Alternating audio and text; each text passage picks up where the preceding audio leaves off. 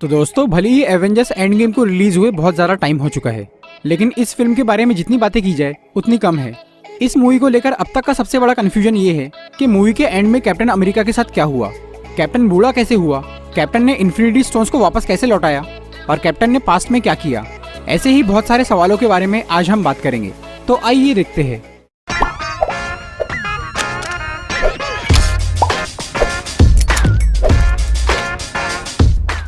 तो मूवी के एंड में हमने देखा था कि कैप्टन अमेरिका सभी इन्फिनिटी स्टोन्स और म्यूनिर को लेकर पास्ट में जाता है।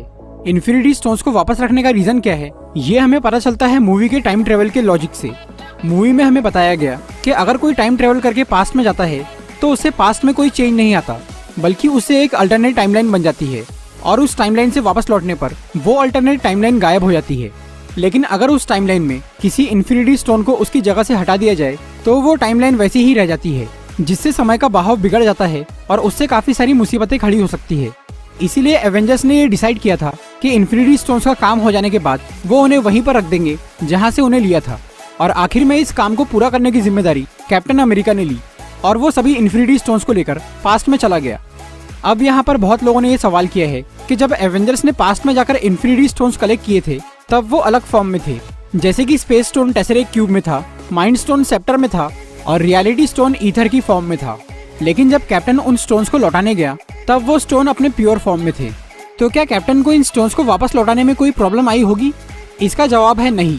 जब एंशिएंट वन और ब्रूस बैनर इस बारे में बात कर रहे थे तो उससे हमें ये समझ में आया था कि इन्फिनिटी स्टोन को उसकी सही जगह पर रखना जरूरी है, वो किस फॉर्म में है इससे कोई फर्क नहीं पड़ता।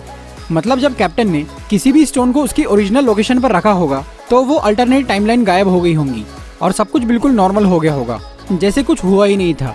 इस तरह से कैप्टन ने सारे इन्फिनिटी स्टोन्स वापस लौटा दिए और एसगार्ड में रियलिटी स्टोन रखते वक्त उसने म्यूनिर वहीं छोड़ दिया। हालांकि म्यूनिर को वापस नहीं भी रखा जाता तो भी उससे कुछ नहीं होता, क्योंकि इन्फिनिटी स्टोन्स को सही जगह पर रखना जरूरी है, दूसरी किसी चीज से कोई फर्क नहीं पड़ता। लेकिन अभी भी एक इन्फिनिटी स्टोन है जिसे सही जगह पर रखना बाकी है। जब आयरन मैन और एंट मैन 2012 में टेसरेक्ट क्यूब लेने गए थे तब लोकी ने वहां से टेसरेक्ट क्यूब चुरा लिया था। इस वजह से एक अल्टरनेट टाइमलाइन बन गई थी। अगर आप जानना चाहते हैं कि लोकी ने उस टेसरेक्ट क्यूब के साथ क्या किया तो उस पर मैंने ऑलरेडी एक वीडियो बनाई है, वो वीडियो जरूर देखिए।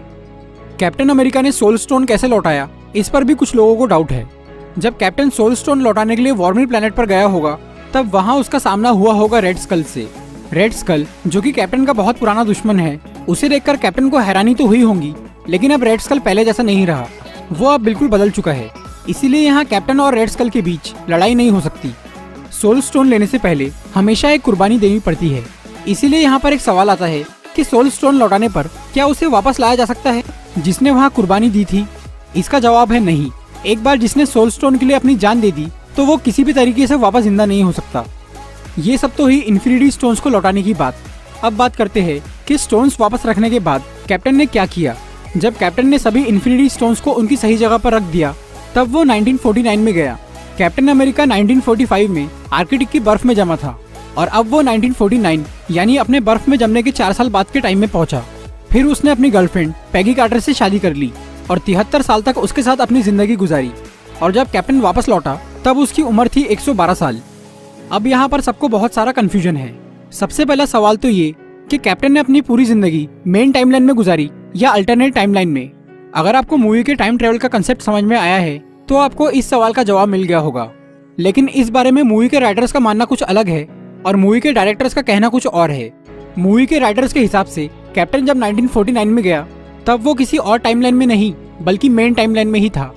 इस थ्योरी के हिसाब से पैगी कार्टर का जो हस्बैंड था, जिसके बारे में हमें कभी बताया नहीं गया, वो कोई और नहीं बल्कि स्टीव रॉजर्स ही था, जो कि सबसे छुप के पैगी के साथ रह रहा था। ऊपर से फैंस ने पैगी कार्टर के फ्यूनरल में एक आदमी को नोटिस किया था। फैंस का कहना है कि ये आदमी पैगी कार्टर का हस्बैंड यानी बूढ़ा स्टीव रॉजर्स है। हालांकि मूवी के डायरेक्टर्स ने ये साफ साफ कहा है कि कैप्टन अमेरिका अल्टरनेट टाइमलाइन में था और ये बात मूवी में दिखाए गए टाइम ट्रेवल के हिसाब से बिल्कुल सही भी है।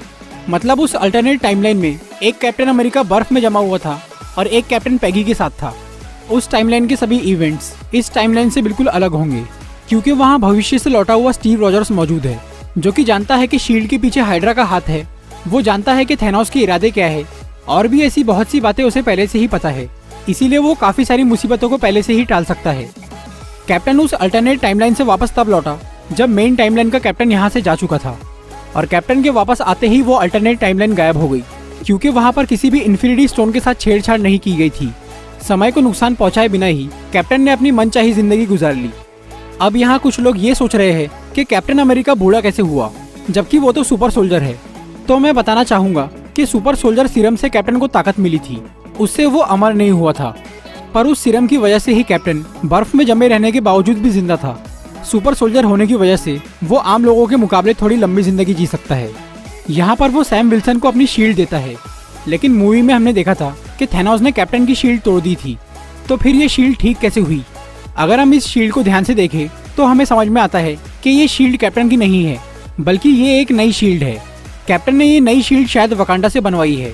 सैम विल्सन को ये शील्ड देकर स्टीव रॉजर्स ने अपनी जिम्मेदारी उसे सौंप दी। अब से सैम विल्सन हमें कैप्टन अमेरिका के रूप में नजर आएगा। और रही बात बूढ़े स्टीव रॉजर्स की, तो वो फिलहाल इसी टाइमलाइन में है। अब वो कोई जंग तो नहीं लड़ सकता, लेकिन वो दूसरे हीरोज को गाइड जरूर कर सकता है।